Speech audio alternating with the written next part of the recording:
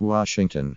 Owners of ancient water vessels are likely to be quite pleased with the Senate, which voted overwhelmingly this month to generally exempt them from a fire retardant materials requirement. But is about the extent of bipartisan legislation to emerge from Congress during the first 100 days of unified Republican governance. A divisive election. The growing use of arcane rules that disenfranchise the minority party and a chaotic White House have combined to create one of the least productive opening acts by Congress in recent memory. In the Senate, legislators have appeared to stop trying important cabinet appointments, a Supreme Court confirmation, and a vast array of deregulation measures have all been passed without the 6-0 vote requirement, was once customary. Driven at once by haste and partisanship, Congress has been hampered from moving forward on the tax code, infrastructure, and the health care law.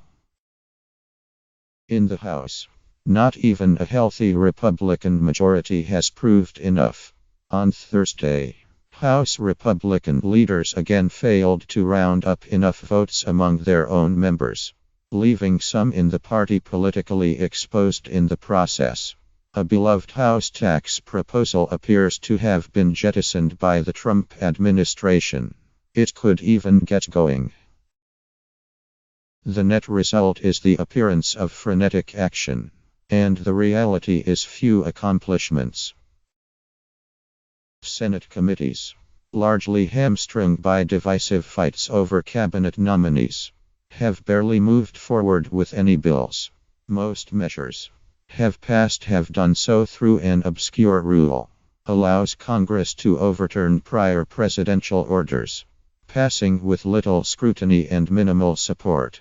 The broad policy agenda Republicans bragged would be forthcoming if they could only win control in Washington has eluded them.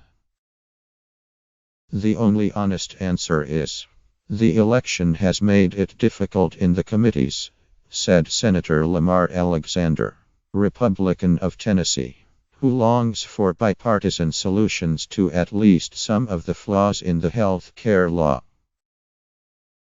The Senate Majority Leader, Mitch McConnell, Republican of Kentucky, recently told committee chairmen like Mr. Alexander to bring me bipartisan bills that are good for the country and I'll put them on the floor, Mr. Alexander said. But so far, they have not been forthcoming. Mr. Trump has shunned Senate Democrats despite early flirtations about working with them. While President Barack Obama certainly pressed forward with a liberal agenda when Democrats controlled Washington during his first term, he spent time and energy trying, and failing, to woo Republicans to join in passing the health care and even the stimulus bills. We haven't been consulted at all, said Senator Chuck Schumer of New York, the Democratic leader, who seems to have settled into implacable opposition. I hope, and really expect in the next several months that will change. By shunning the minority and pursuing a strongly partisan agenda, he said. The result for congressional Republicans was, they are not getting anything done. While the slow and steady slide to total partisanship is now a decade long, historians struggle to find a recent period of relative and comparable inaction. The only historical analogies I can think of are 19th century, said Donald A. Ritchie, a historian emeritus of the United States Senate. When the Whigs and the Democrats were at each other's throat, Republicans and Democrats were also highly polarized during Reconstruction. The late 18th and early 19th centuries featured nasty battles between the Federalists and the Jeffersonian Republicans. Throughout most of the 20th century, Republicans and Democrats, while divided over the proper role and scope of government, generally managed to confirm nominees, fund government, and pass significant legislation together. In some ways, Mr. Trump has caused the constriction. Although Republicans looked forward to reducing regulations and changing the tax code, and both parties were interested in fixes to the nation's infrastructure, Mr. Trump pushed them to work to repeal the health care law after years of promising to do so. He has also hampered their agenda by being remarkably disorganized in his nominations, and by failing to put forward important sub-cabinet nominees for a vote. The Trump administration has been slow in staffing up, Mr. Alexander said. Senator Charles E. Grassley, Republican of Iowa and chairman of the Judiciary Committee, who often boasts of his bipartisan bona fides, said that nominees have to have the top priority right now. For their part, Democrats, still seething from the election and eager to please their affronted base, have done all they can to stymie what little the Republicans have tried to do, dragging out cabinet nominations to the best of their procedural ability, and instigating a nasty fight over Mr. Trump's choice for the Supreme Court, ended a decades-long tradition of bipartisan committee on such nominees. Everyone is looking ahead to the next election all the time, and this appears to be a tipping point, said Brian Walsh, a former Republican aide in the Senate.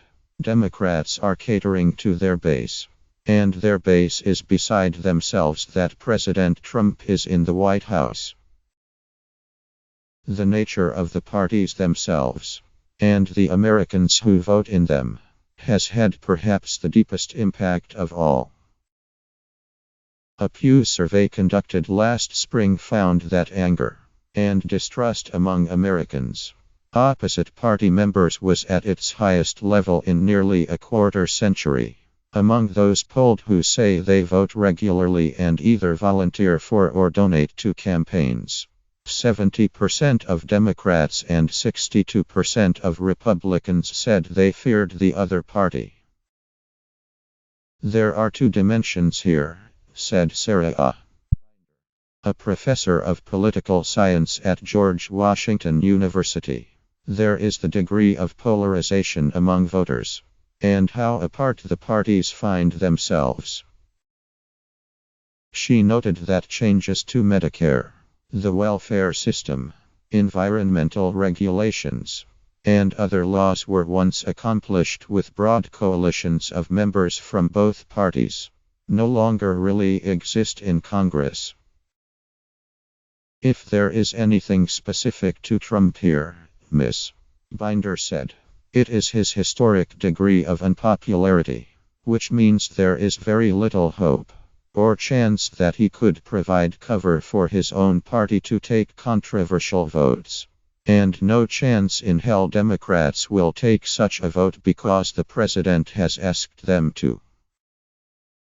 Republicans have made it clear they will not be working with Democrats on health care or on changes to the tax system.